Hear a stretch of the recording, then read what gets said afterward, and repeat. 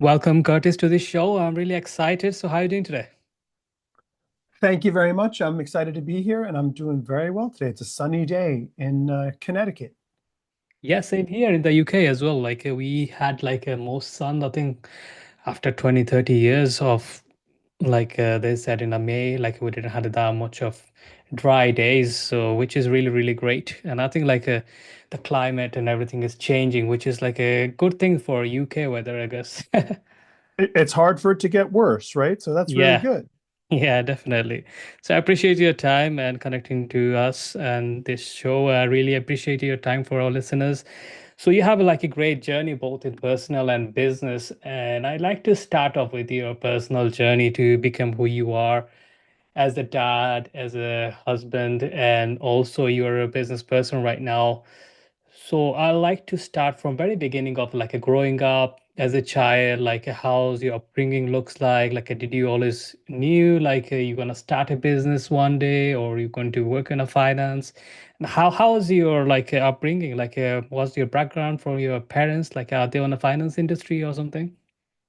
I appreciate the question. So no, I grew up upstate New York, which is kind of more rural on a very Hmm. big piece of land. My dad was a true Renaissance man who wanted space. He kind of grew up in the woods as a kid.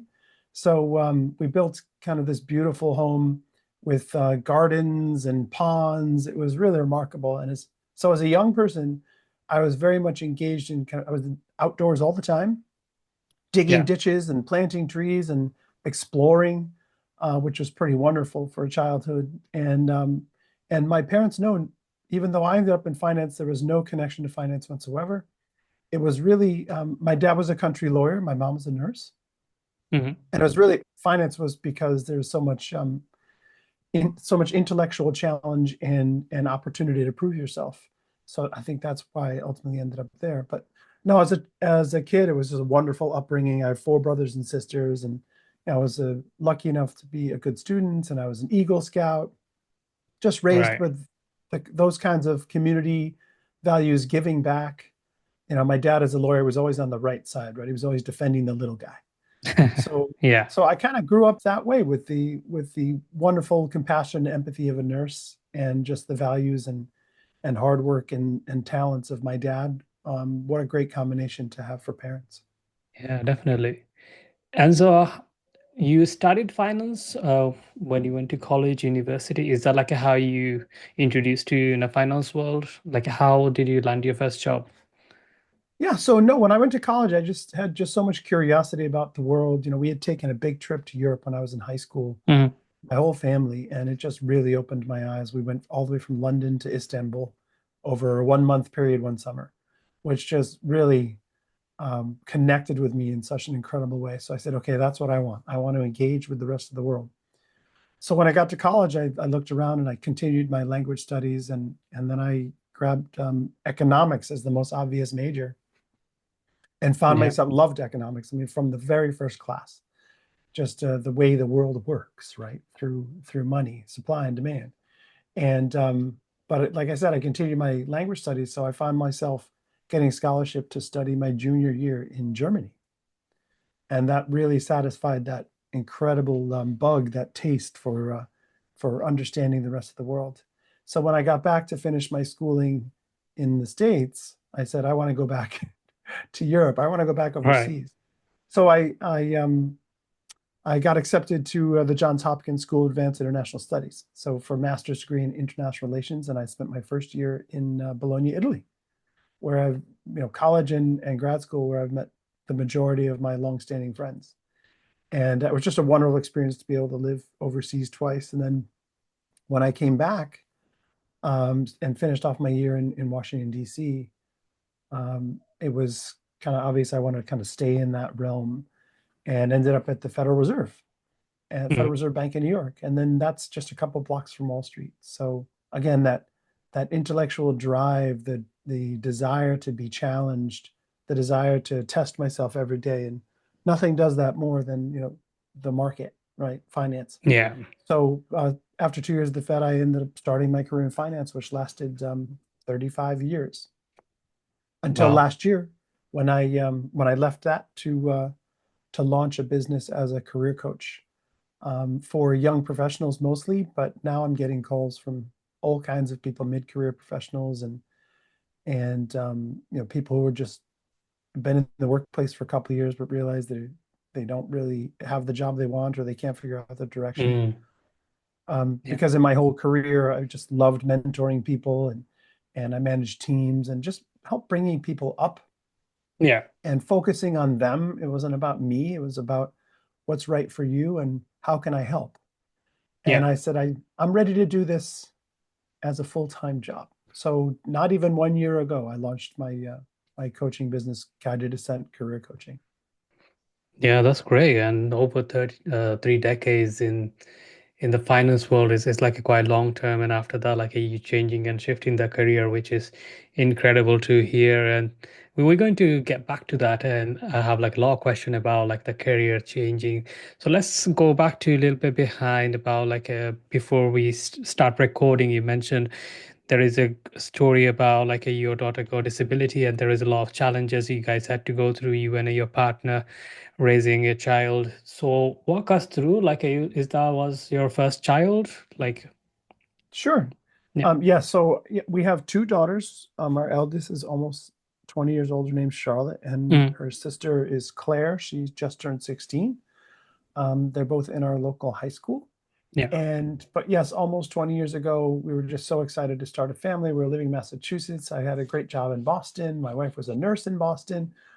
Everything was just so bright. And then our daughter was born with some serious challenges that we didn't fully understand at the time. She was second day of life. She had started having seizures that wouldn't stop. And then we found out later on there was just a much broader issue, which ultimately turned out to be cerebral palsy, plus a million other challenges surrounding that, which just made her life and our lives at the time extremely difficult.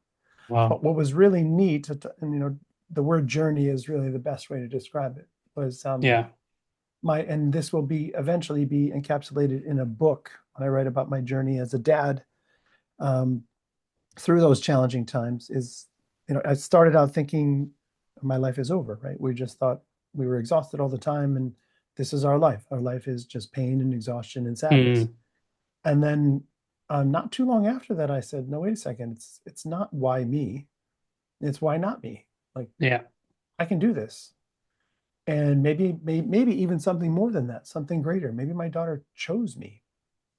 Yeah. And then not too long after that, it went from, why me to why not me to I'm glad it's me.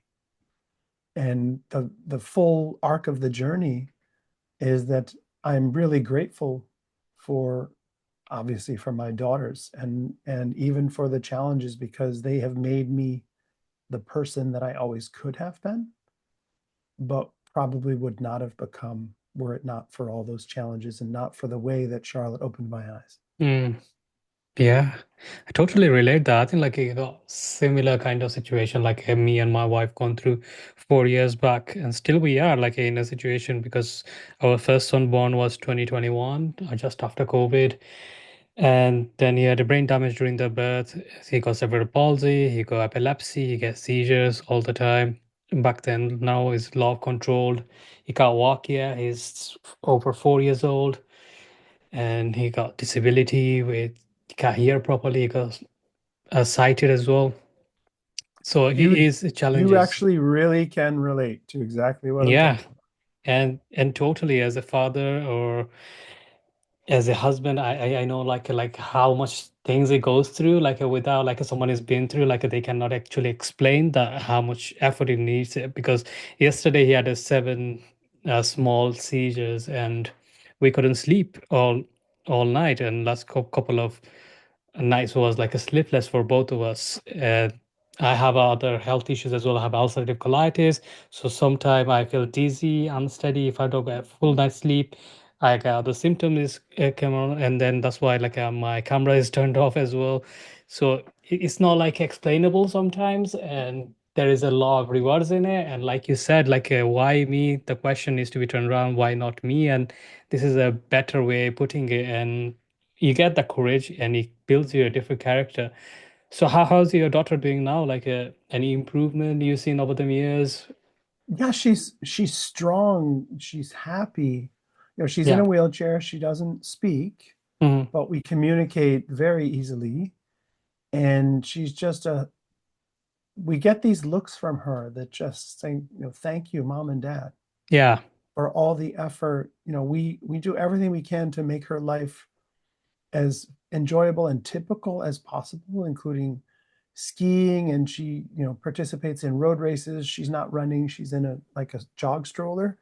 Right. But there's lots of road races on where we live during the spring and summer.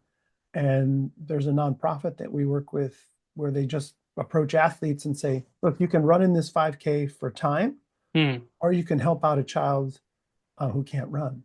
And so they bring all these incredible athletes to work with our kids, to run with our kids. So she does that what seemed like a couple times a month.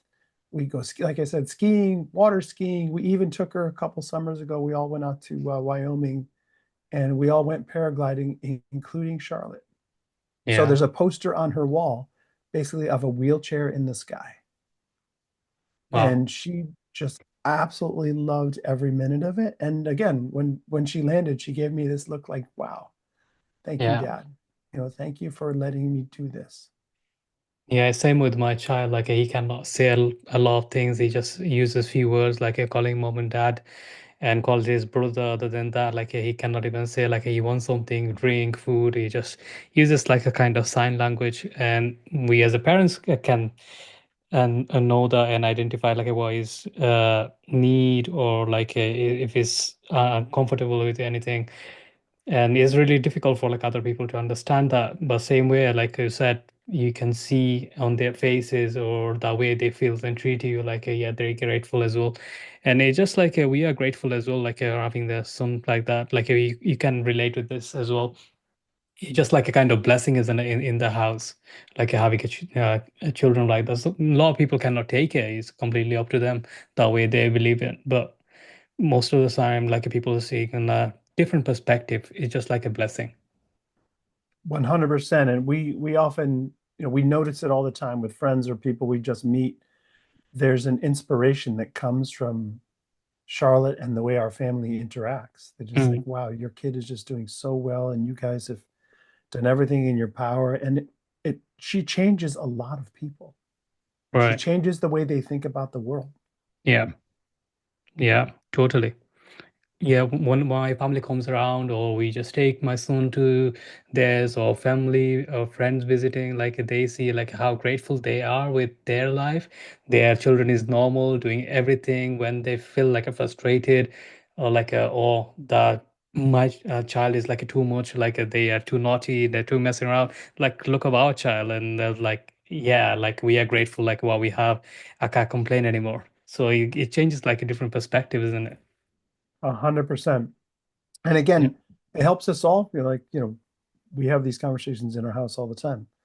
Like if Charlotte can get up and do this, we can get up and do this, Yeah. right? If Totally. if that with all of her challenges, and she has so many, just sounds like just like your son. Yeah, If they want to do this, if they want to try something, of course we're going to do it, right? definitely. Yeah.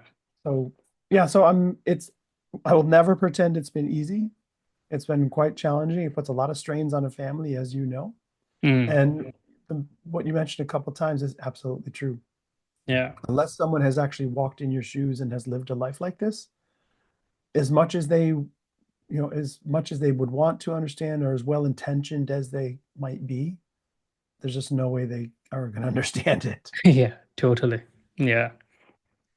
And it is a lot of things like you have to consider, isn't it? Like a lot of ways you have to balance your own job, work, business if you have, then family, you have to work on your relationship. A lot of relationship we talked about a lot of children was an EQ, and then after that their relationship broke up. A lot of parents couldn't take it, they give the children away, and there are a lot of like horror stories. Not everyone capable of doing that. And so when someone is says like they can understand a small part of it, but when it's come down to like a deeper understanding, like they have to go through the same ways, like we have gone through, which is not ideal for, we wouldn't recommend any people to wish for it because this is a challenging, and it's never gets easier because we are blessed with a certain way the mindset and everything is works. There's needed like a little of tougher mindset. It's like you being in the military or something like that. Like every day something, every day you waking up. Like what if something happens to her or him? Like you are scared, sometimes fearful. Like when it's epilepsy or certain ways they behave, are they going to go backwards, or like how's the future is going to be look like? There's a lot of uncertainty around it, and it's never easy for parents, especially you love and care about someone so much, and seeing them suffering or seeing them like going through the hardship. So how did you manage like everything in there, like while you are looking after your child, giving your partner time, as well as you are working in a finance where it's like a lot of stressful work in there? Like how did you manage everything? You really emphasize something that's just so important about the relationship. So my wife and I are both very strong people, meaning we can withstand a lot. Mm, We both managed very challenging schedules, and we had particular roles within our families, kind of holding the families together. And there was so much strain on the relationship because you're exhausted all the time, and optimism very easily turns to pessimism. But it's about the strength of the relationship going in. That's really all that mattered. And we've had so many people say to us, like, how did you guys survive all of this? yeah. And we're saying we're not exactly sure, but the primary reason is because we wanted to. It was important to us, and it was important to us to keep the family intact, and not to add, having discord in the couple, right? Yeah. Having problems and fighting all the time would just add to an already very stressful situation for both of our girls, right? Mm, Our lives are, we have a younger daughter who does not have a sibling that she can play with or talk to. And that's been her whole life. And, all those challenges, and we're talking, 911 calls in the middle of the night, ambulance in New York City, ambulance and firemen and police in the house. And yeah. we're just trying to save our daughter's life. And the little one kind of gets lost in the shuffle. So Yeah. it's a challenge for the whole family, no doubt. But that's where you just have to kind of come together and say, hey, this is our team. This is the team that we have, Yep. right? Totally. And we're not going to be given a different team. That we're it. So Yeah. how do we win with this team? And I feel very fortunate that despite all the challenges, we haven't talked about it, but the financial toll can be just devastating. I really do get it. We talk about this all the time. When couples struggle and ultimately break up, Mm, we understand why. yeah. It's not an indictment of that couple. It's just so many burdens that many typical couples can't even withstand, let alone couples faced with these burdens. Yeah. So yeah, we're super grateful and sometimes we have to stop and smell the roses, as they say, and like, wow, we've made it, and she's happy and healthy and strong. Yes, she has a challenging life ahead, and it's scary to even contemplate what's going to happen when we're not around.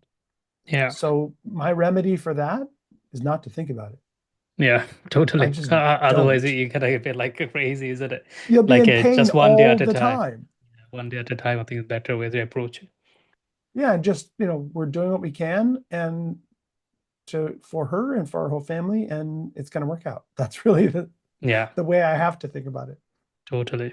Yeah. And also, like, she got sibling. Like, this is why, like, we have another boy. Like, he is nearly going to be one. So I think like a similar kind of age gap, like a 3, 4 years old. Yeah. So there is like some kind of like safety there, like like their own sibling, no matter what, they're going to help or do something for them, like if needed, when we are not around as a parents, Yes. right? And we don't want to put that burden, they didn't choose that, right? We don't want to put Yeah. that burden on the younger sibling, but we're hoping it comes naturally.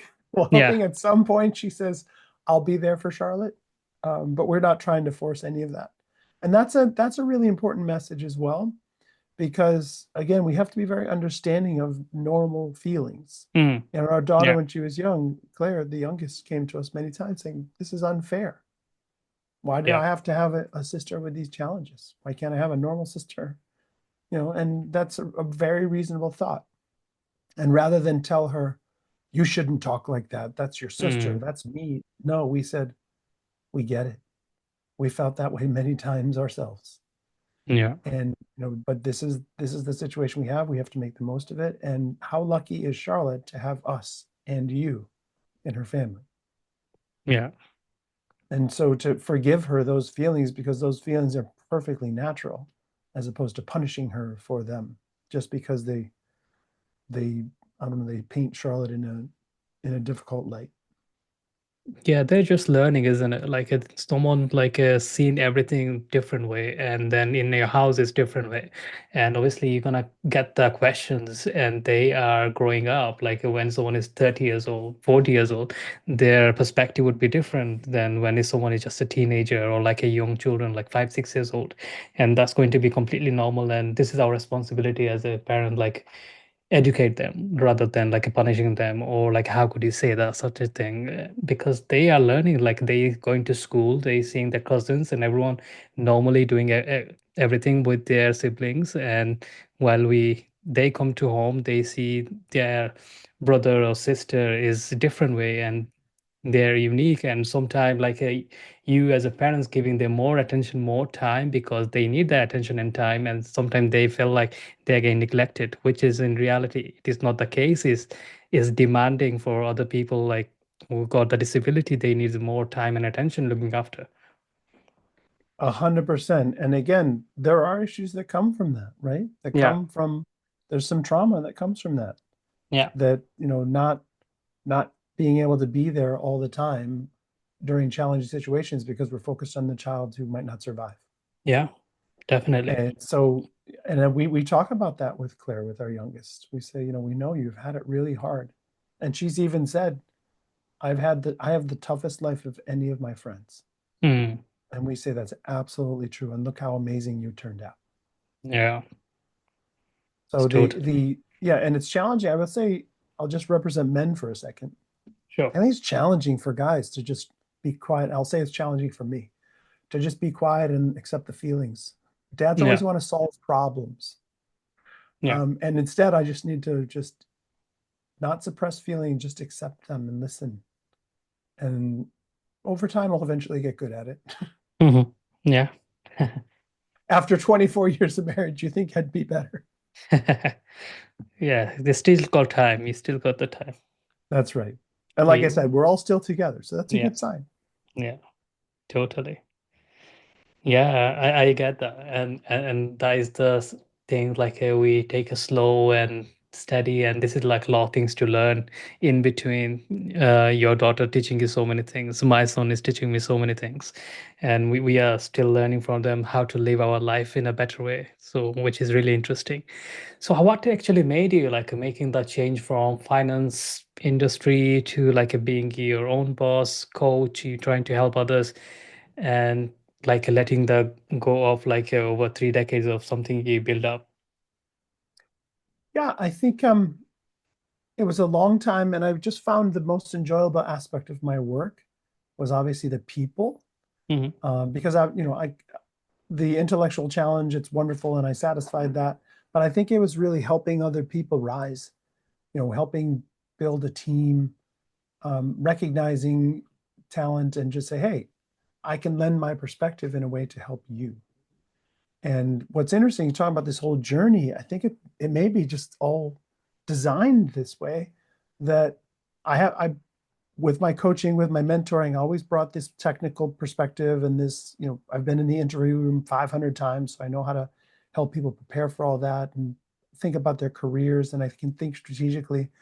But the life with my daughters has really given me superpowers in the compassion realm and the ability to see the goodness and the talent in everyone because I see it in someone who is in a wheelchair and can't speak.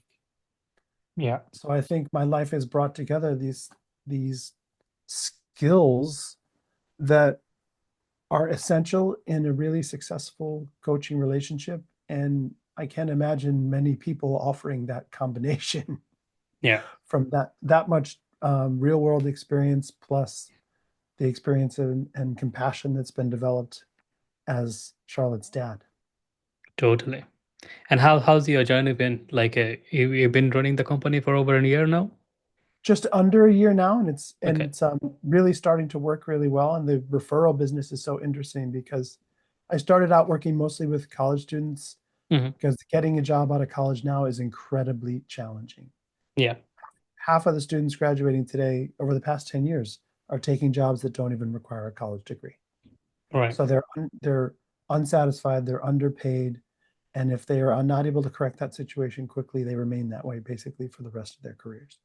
So I try to help them prevent that by getting internships during college, helping them learn how to speak in an interview, the answering technical questions, but also just preparing the best resume they can, understanding how to tell their own story, which, young people today, they communicate with two thumbs looking at a small screen.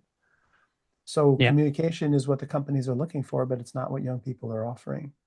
So, so I work on all of those things, but I'm getting calls from mid-career professionals just saying, "Hey, I'm ready for a change. I've heard you're good at this. I heard you listen really well and can help me identify what's the right next step." Yeah. And so, yeah, it's really really enjoyable. It's interesting is we talk about the compassion piece and how challenging it is for young people Mm. today. The vast majority of the people who attend my presentations and who I end up interacting with are moms, because moms are really clued into what's going on with their children, not just, how are your grades, right? Or did you apply for that job? The moms Mm. really are really plugged into. Dads can be too, but it's so much more, ingrained in the moms to really understand their child's emotional journey, where they are from a confidence perspective. And I would say at least half of the engagements that I have are really have so much of the work is about building confidence. Because if you're going into an interview and you're not confident, you're not feeling that you belong there, it's unlikely you will succeed. Yeah. So it's about building confidence, because it's so competitive and challenging out there. It's an epidemic of lack of confidence. So I Yeah. work on that. That's half of my job, is to remind them how amazing they are, and then to That's. help them identify the right path for them. And Mm. I'm just happy to say it really works. Yeah, that's great. It's a great transition. So tell us, like, we're nearly coming to the end of this podcast. I have a couple of questions. So, which is, with all of things you have been through, with your personal journey, with your career and everything, what is the number one lesson you have learned over the years from the life? Yeah, that's a great question. I would say really get to know who you are. Take the time to understand about your own makeup and about what drives you and where your passions are, where your skills are, and go for that and tune everybody else out. Everyone in the world is going to have an opinion about what you should do. The only opinion about what you should do that matters is yours. And when I say what you should do, I mean with your whole life. The way you lead your life, the jobs you take, the hobbies that you have, the people you engage with. I remember it's become a very popular thing now. I think Oprah said it all the time, which is only surround yourself with people who lift you up. Yeah.